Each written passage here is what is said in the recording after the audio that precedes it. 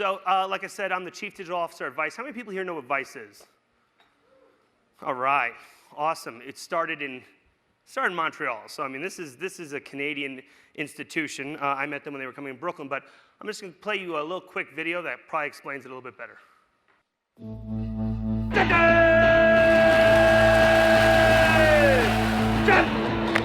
Shane Smith is here. He is the co-founder and CEO of the international media company Vice. He wants Vice to be the next CNN, the next ESPN, and the next MTV digitally. You've also said you want to be the Time Warner of the street. We already are the Time Warner of the street.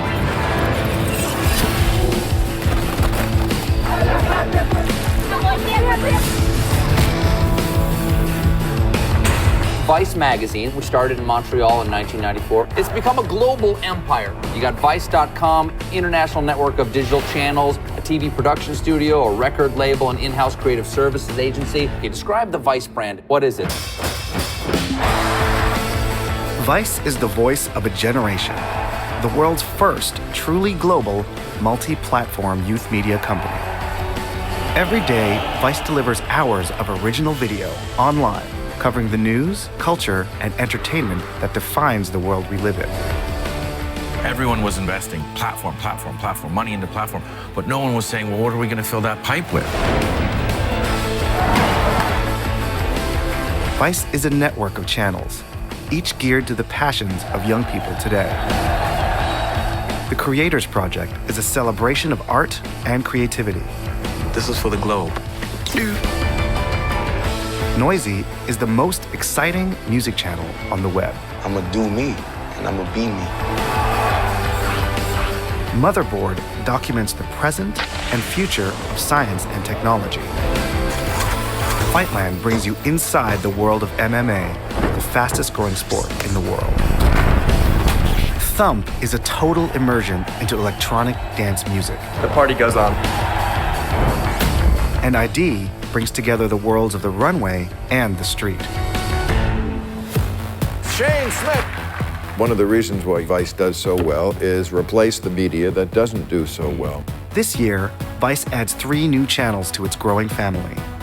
Munchies is a food channel for the young and the young at heart. Real food, real people, real fun. So good! Vice Sports is a fresh take on the culture of sports. Storytelling that transcends the scores and the stats. The news cycle is like kindergartners playing soccer, because the ball goes over here, everybody goes over here, the ball goes, everybody goes over here. But there's a lot of other stuff happening in the world. So we just go and say, okay, we're going to go cover that stuff.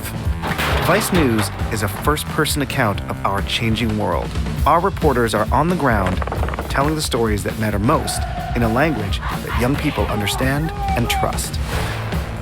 Now, with the Vice series on HBO winning an Emmy, deals struck with major television networks the world over, and long-standing partnerships with YouTube, Facebook, and Twitter, Vice is creating the best original content for every screen and platform. Reaching hundreds of millions of young people every month with unprecedented levels of engagement. Young people today have been marketed to since they were newborns. They've developed the most sophisticated bullshit detectors of all time. And the only way to circumvent that bullshit detector is to not bullshit. The people who shoot it have to be young. The people who cut it have to be young. The hosts have to be young. So if something is created in a boardroom, it will not work. Vice and its growing network of channels is defining the future of news and entertainment for young people everywhere. There's a changing of the guard every generation in media, and we are the changing of the guard for Gen Y.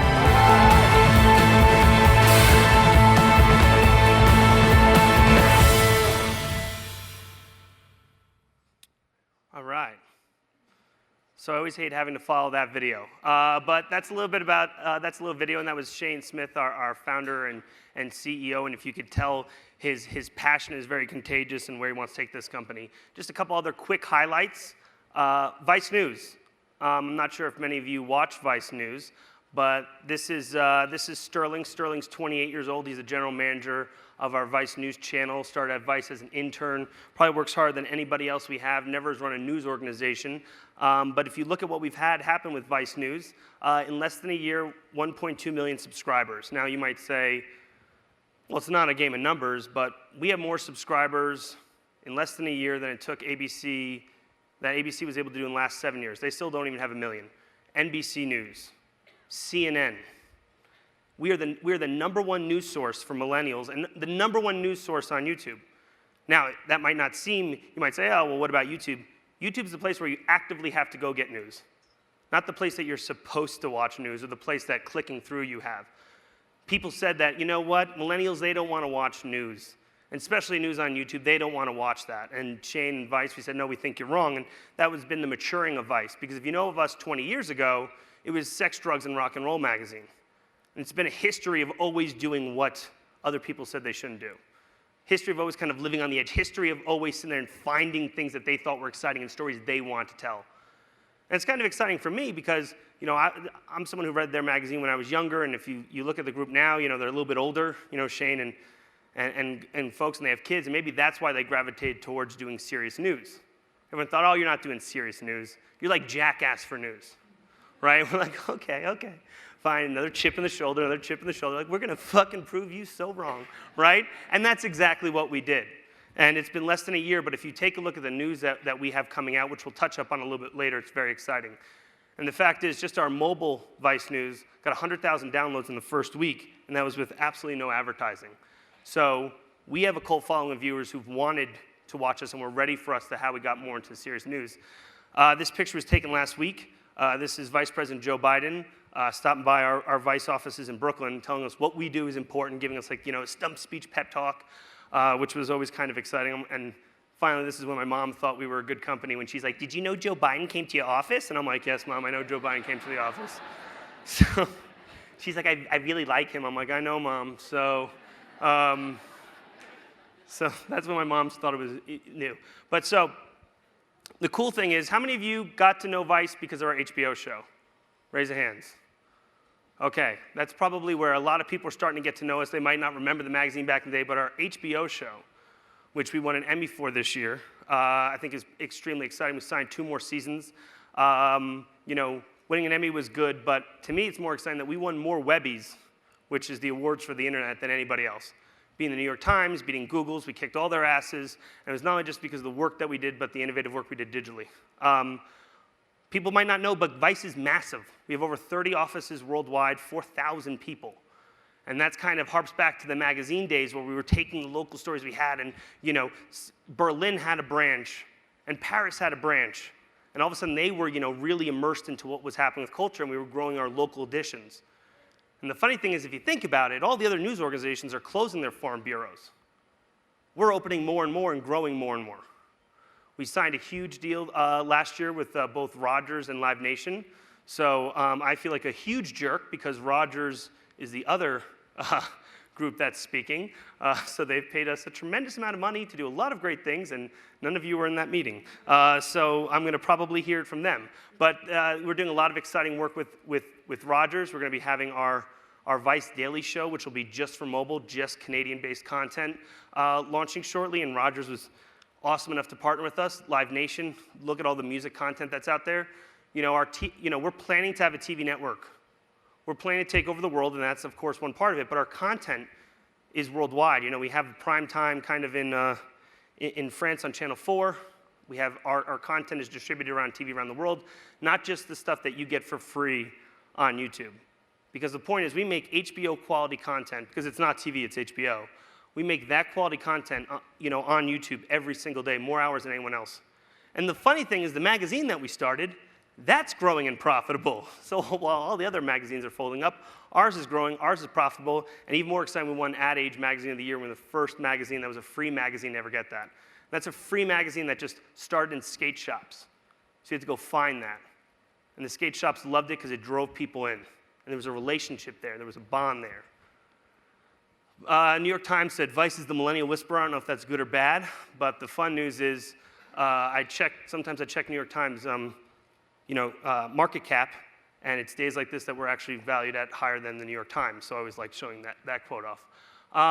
The number one reason why people come to Vice is to offer stories they can't get anywhere else. The number two is they provide a different perspective. This right here is our best formula. This right here is the foundation of what this company is about. This right here is what kept us strong, what kept people wanting to root for us. Nothing else matters other than these two things. The problem is, as you grow and be successful, like we said, we're 4,000 people, you know, we had a cult following, we still have a cult following, people are rooting for us. Then you raise $500 million, and then everyone's screaming, how could you do that? And we raised it from, you know, the folks over at A&E, and prior to that was News Corp. And so everyone was kind of freaking out about that, but it has changed absolutely nothing in what we've done. This is allowing us to take our content and do what we're trying to do, which is make sure that we can get it in the hands of everybody who wants to have our content. This is for, you know, growth, so we never have to go sit there and, you know, don't have to raise any money again. It's a lot to try to build out this company, you know, infrastructure, space, all those things. But, you know, we were very fortunate because all the media companies that years ago were saying, you guys, you're idiots, this is stupid, are now the ones who are saying, well, we don't know what we're doing, can we please invest in you so we can at least even figure out how to talk about this content to the next generation. So it's all exciting. This is what's going to fuel us to take on the world, do all these great things. Hooray. But if we go back just 10 years ago, it wasn't all great. I mean, Vice had probably been around for 10 years at that point. They had their magazine, had never even put content online. You know, they had, I think, did a small fundraising deal, and they said, move to New York, and it was all this like, oh, you know, we'll fund you to your growth. And of course, the bubble burst or whatever, and all of a sudden they're like, oh, shit. You know, like the funding's drying up, and you know, this little magazine, we were growing step by step. You try to hyper-grow, and we're not there. Now we're in debt, also the crazy shit. And I remember the owner said, you know, that's when they went into punk rock capitalism, where they were like, listen, don't ever get a penny in debt, and only spend money if you can pay for it up front. So every article we want to write in the magazine, we need to sell 1 article of ads. And so the salespeople, it was their duty to sell that ad in that article, because then they can go tell the story they want to tell. And you know what? That kept us focused and let the company keep growing. At the same time, and part of the reason why I'm up here and I'm trying to mold these two conversations together is I started a company called Carrot Creative when I graduated college in a basement, $800. I thought social and how people get connected online was going to be big, and I thought that display banners sucked and that we could build something better. And of course, you know, we learned very quickly that when you just come out of school with no experience, no nothing, and you're trying to convince big brands to do this, they don't really listen. But you know, we loved it, we built everything, and we worked extremely hard, and we'll get to that later. And I'm going to try to use these 2 points of how Vice was built, how we built Carrot, why that merger made sense, but more importantly, why and the importance foundations for not just the cult brand, but for, I think, a company that's going to actually work with the next generation, which is millennials. And this is a scene from Moneyball, it's my favorite scene, where Jonah Hill is like, you know, you got it all wrong. You're trying to buy players when really you need to be buying wins. And to buy wins, you need to buy runs, right? And he goes on this whole thing. It's mostly saying baseball has it all wrong. But if I say this, I'm screwed, I'm ostracized. But I think you have the whole system wrong. And more importantly, if you change that system, all these people are going to be out of jobs, because that's the way that they've always been growing baseball. And this is the way they've been scouting baseball. But that there's a huge market of untapped players that might not fit the traditional mold, that are extremely valuable, and if you put them together, they can help you win. You know, they can help you win. And to me, this is like, I feel sometimes that when you're an outsider, and for all the cult brands that are here, you have to have been an outsider at one point. You have to have had that feeling. You have to say, am I crazy, or is everybody else wrong? And I can't tell you how many times that when we were at Carrot, we were at Vice, that we felt that way. Because to us, it's very obvious. And everyone else is either saying you're doing it wrong, or they're saying, you know, we have some special sauce, and we're like, seems pretty easy to me. But I think what ends up happening is we think everyone else is playing the game wrong. And if you take a look at it, what are the traditional media companies trying to hold on to? Right? What is their model? Well, I guess their model is like, okay, we got to increase inventory. Yeah, increase inventory, okay. Give people, if 30% of the people like it, just give them that all day long. Don't change, don't try to give them anything new, let's just feed that. And let's maybe, you know, if we can charge more money, great. If we can't, you know, for ads, we'll charge them less. And then what we'll do is we'll get them excited. Then right before the payoff, boom, 3 minutes of interrupting their solid time. Yeah, that's a good idea. That's a good idea. right? And they're built on preserving the traditional model that they have, right? Funny yet, traditional media doesn't want you to share their media. You know, a Washington Post doesn't want you to buy the Washington Post after you're done reading, go to your neighbor's house and go, by the way, I think you'd find this, 10 minutes, okay, wow. I think you'd find this article interesting, and they hand it off to you. No, they want you to throw it out and buy a brand new newspaper because that's their economics. So all these things didn't exist for how traditional news is. And by the way, I think they made the biggest mistake is that they thought viewership meant loyalty. They thought people who viewed their shows meant that they were loyal to their shows. Regardless of cable or not, you didn't have a lot of choices. And you didn't actively try to go get that content. That was the content when you sat down on your couch after a long day that you said, oh, clicking through this is something that I want to watch. There's 88 million millennials just in the US. 88 million millennials. None of these organizations are doing a good job at all targeting them. But more importantly, their economics and what they're thinking about is completely different. 80% want a job that doesn't just pay the bills, but a purpose that matches with their passion. 84% say helping make a positive difference in the world is more important than professional recognition. That's enormous. 2 out of 3 say imperfections give things personalities, which is important.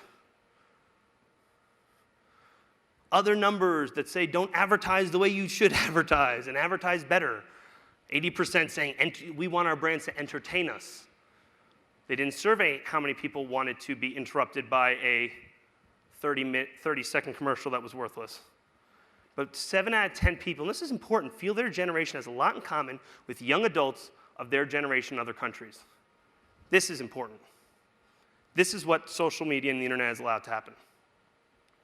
Take a look back at another generation. Do they feel the bond with someone their own age in another country? Do they have the empathy when they see something happen in another country? I don't know if they do as much because you know what? The traditional media landscape, they can't tell those stories. It doesn't fit the model. You know, WXQAN, you know, news from local state. Like, they're not going to sit there and talk about what's happening, you know, in the Ukraine. They're going to talk about how little Billy lost his dog. But don't worry, little Billy found his dog.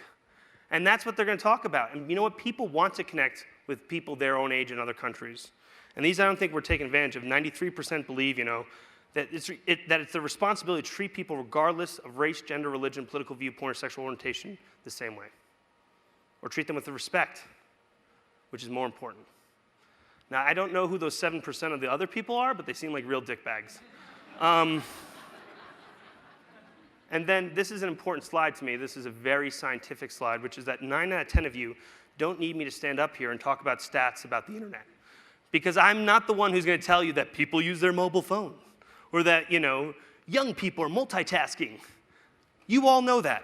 If you don't know that the internet is here, it's gobbling up and eating everything you're doing and changing everything for the good and or bad, then we're all in the wrong place.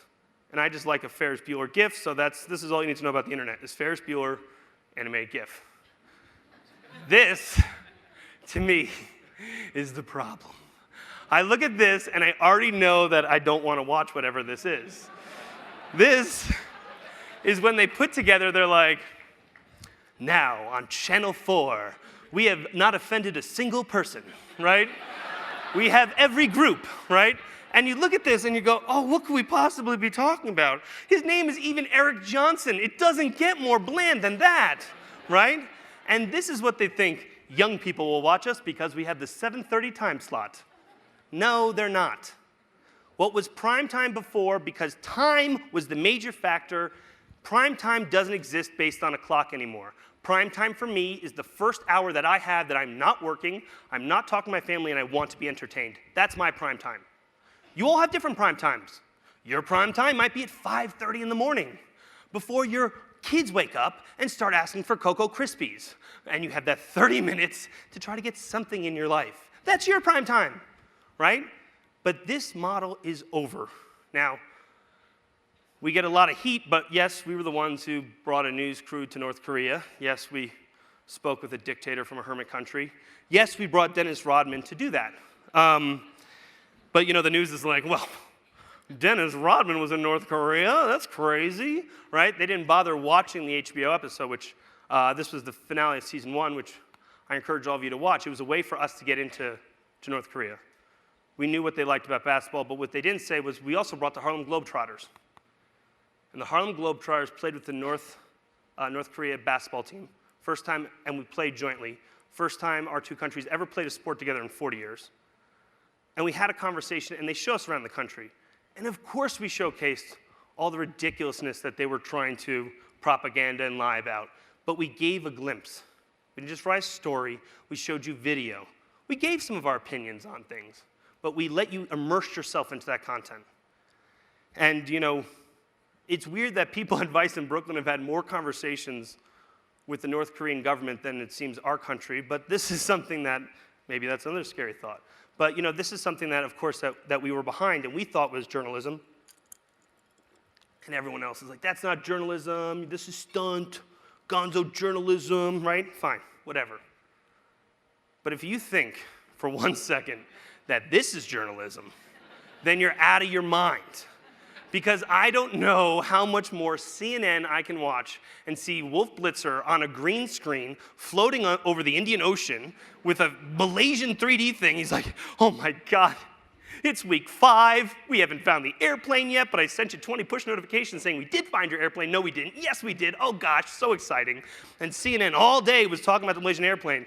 And I'm like, how about we cover Congress? I don't know. I was thinking about taking the Senate and putting them in the ocean and seeing if CNN could find that and maybe cover a story. But it scared me. I'm like, this is what we have. And it's sad. And you know what the best thing is? You know, Vice, everyone thinks they have an ego, and our founders are crazy, and it's awesome. They don't, when they say we're here to, like, you know, really bring news and we're here to beat CNN, they're not saying that because they want to beat CNN. They're saying that because they're really sad. It's depressing. You know what? CNN was amazing. You talk about Desert Storm, and you saw what CNN brought? CNN showed people for the first time, there's a new war out there. We have to bomb within the cities. There will be casualties. They showed us that. I think it made you feel a little bit differently when you actually can see a little bit what was going on. And CNN was great. They were providing, you know, had so much more time to make news. But it's sad because, unfortunately, and I know I'm not going to be wrong, but CNN is in the decline, and it's not going to come back. And it's over. The cable news network, because that's what they were thinking about. Cable news, that's what we'll make. We'll take some of it maybe and put it on the internet. But it's in the decline. And the worst part is they talked about how great this was because more viewership was up at CNN with the plane. That means people want to watch this, so we're going to keep putting it on there. That's not right. That's not long-term success. That's short-term gain. And they were willing to think about all the short-term gain they could have instead of the long-term of what the responsibility of the media is. So when they made fun of us for North Korea, we don't hear a lot of that now when we had the first embed within ISIS. We showed the first footage of what ISIS actually was. The majority of people actually seeing ISIS for the first time, and you know, we were just, because once again, our network is around the world, and we have these relationships. And you know what? We're very fortunate that we were able to get a camera person in there, film all this, and be able to kind of come out. And they were trying to tell a story too. But I think it's very obvious for the first time you actually see the brainwashing that's going on, why these things are happening. And that came from Vice. Sure, 6 million people watched the full length. We have the other parts broken up into 5 parts, about 5 million views each. But people are actually watching this. People want to know more about this. When The Guardian says the BBC needs to play catch up for us, I think that's fun. What is our media power? We have a first mover advantage on youth culture. Why? Because we let young people tell us the stories they want to tell. We're not some large corporation that's like, I'm a 50 to 65-year-old white guy that's going to tell you that the young people of this generation have good ideas. I have open office hours, and I'll let them come in and tell me the stories they want to do. Right? That's not what happens. That's what the traditional media companies think they're having to get the perspective of the youth. We're tied into all these crazy stories, and it's the crazier stories that we did which gave us the ability to do these stories. But, you know, we entered into gated communities that others ignored, stories that other people didn't think were valuable that we did. Whether that's the transgender community in Brazil that's forced out of their homes and forced to live literally in the sewers, and actually covering that, showing you firsthand what that looks like.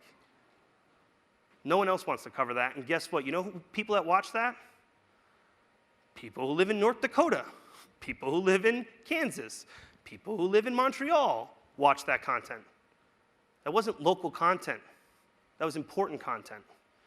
And going back to the single most valuable action is that people sharing was valuable to us, not to other media companies.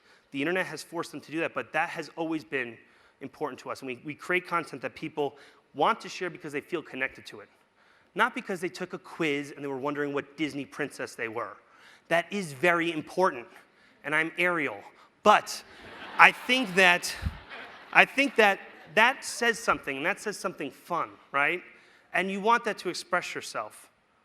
But when you're posting Vice content, you're saying, this is a story I think you should know about. And we like that side. We think that's important to our brand. Now, to pause that real quick, and I do have enough time, why am I so passionate about this? And I'm not a media guy. I'm a certified nerd in 4 states in the US. I'm pretty proud of that. But, you know, out of school, we started a agency in our basement with $800. We didn't listen to anybody, which was our best and worst trait. And we grew this company up. I'm not going to tell you about the work we've done, because really good work from an agency should be the minimum. Not, you know, I'm sick and tired of people like, we do good work. You're supposed to do good work. Groundbreaking, unbelievable, tear-jerking, passion-driving work should be the standard, but the minimum is great work. Look at our stuff. We do great work. And we do it for brands like Rolex.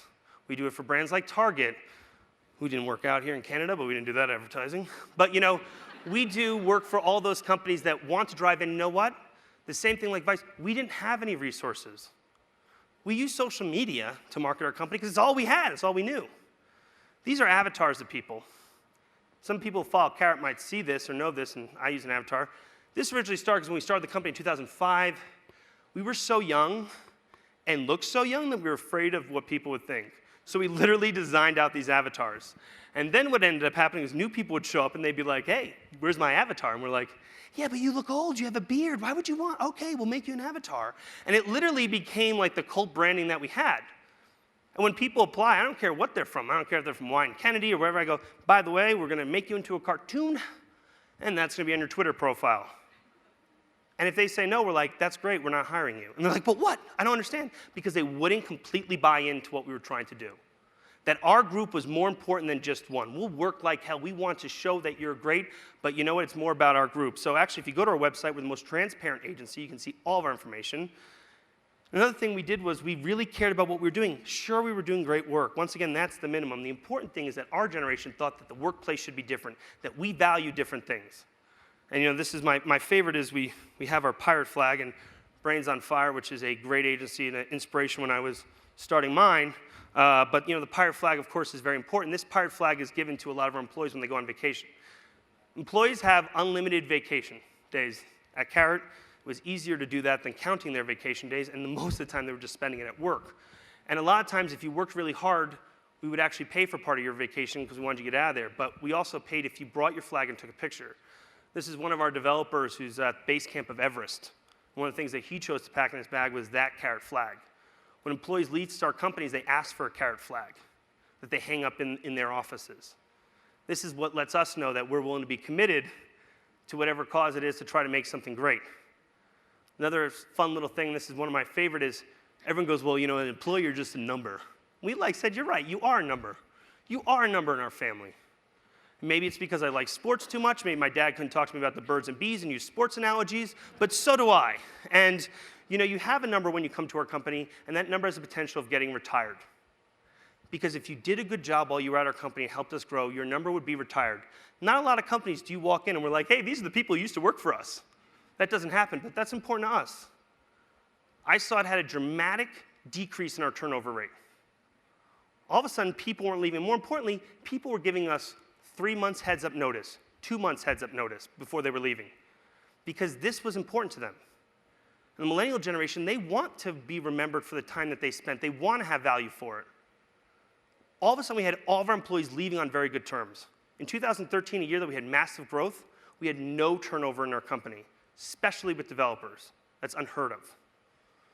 So this is a company, once again, we have an agency side of our business, but the other side of our business is development, design, some of the most talented people out there that everyone's trying to steal and poach from us. So you have Jackie Robinson, number 42 is retired. We're from Brooklyn, gotta pay a little respect.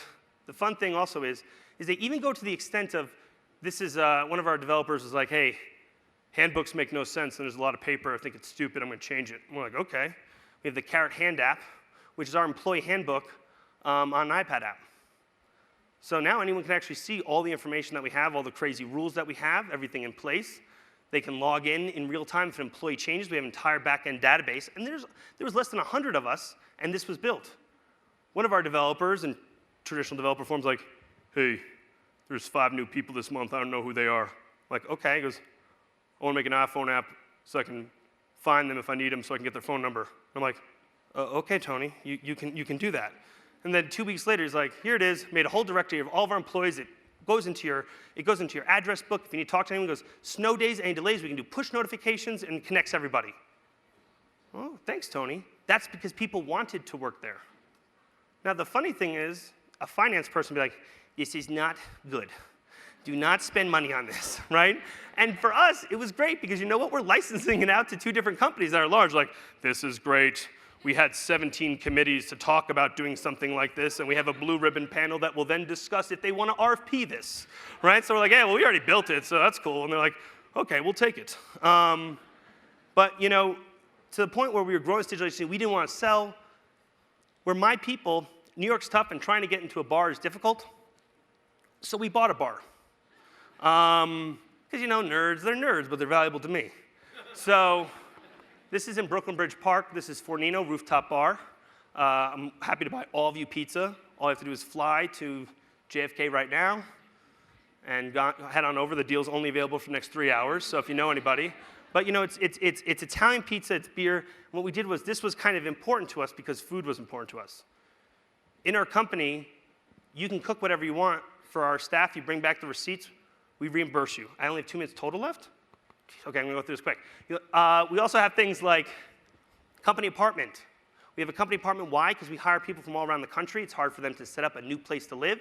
So what we do is we have a company apartment when they come in. It brought down our hotel cost. And on the weekends, their parents then are using the condo during the weekends. Instead of them coming to New York and saying, Jimmy, you live in this shithole. How much are they not paying you? I don't want to stay here. Or having to pay for a hotel. We let them use our condo apartment that's all carrot-based, and they're like, holy shit, this is a great place. These people care about you. So very long story short, when you build up this whole team that trusts you and you're doing everything, and you're sitting there, and you're like, oh my God, all this pressure's on us, it came down to the time that we had to look at selling our company. Now, IPG, WPP, RPT, CSS, FDQ, Omnicom, Publicis, Omnicorp, Publicis, Halliburton, everyone you named to try to buy us, we're like, no, man, this stuff blows. We don't want to do it. And then we got to the point where we want to continue to grow. And that's where Vice came along. And oddly enough, everything that they had merged with what we did. We had a bar, they had a bar. But more importantly, they were hell-bent on creating something better. And so were we. And the exciting thing was, it allowed us to become more than an agency. To sit there and say, look, you're doing important stuff. Sure, you're doing important stuff to market target.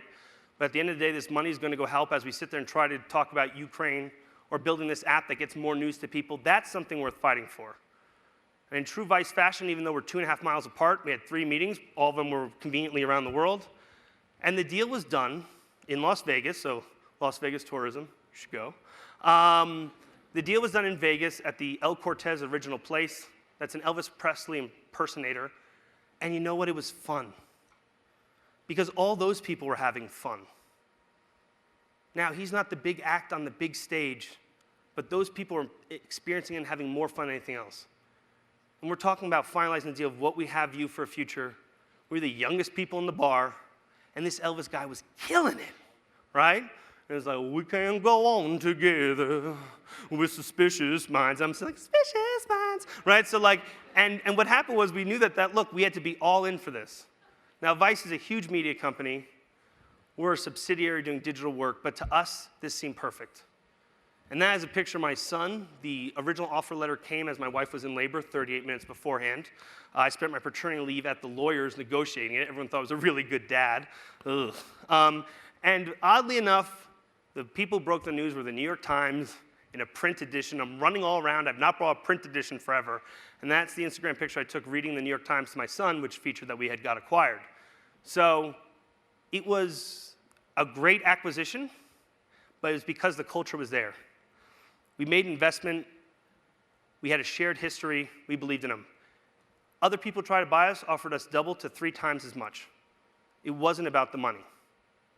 It was about the mission. It was about the passion. It was about something that we wanted to do.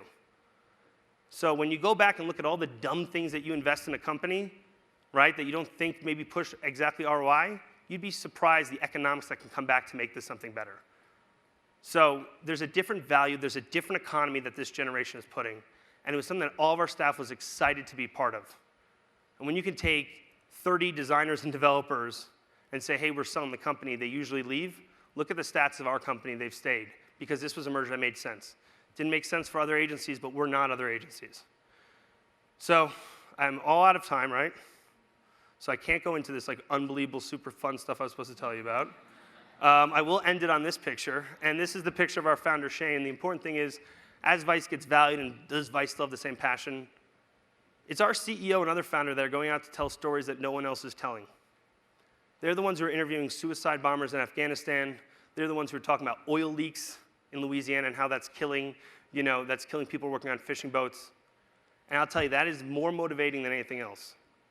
Because if your CEO goes back to a gated community and doesn't have a chip on his shoulder and isn't worried about driving his company forward and isn't willing to risk everything for that company, then that's not a company you should be working for. I work hard, all of our people work hard, and the person who works the hardest is our founder, who has nothing else to prove, and he's proven everything, but it seems like he's got everything to do. So I'm excited that I thank you, Canada, for helping launch Vice, because it acquired me, a Brooklyn boy, so technically I'm Canadian now. So thank you very much. This has been an amazing conference. You guys have done an unbelievable fucking job. I'm so happy to be part of it, and thank you guys so much for your time.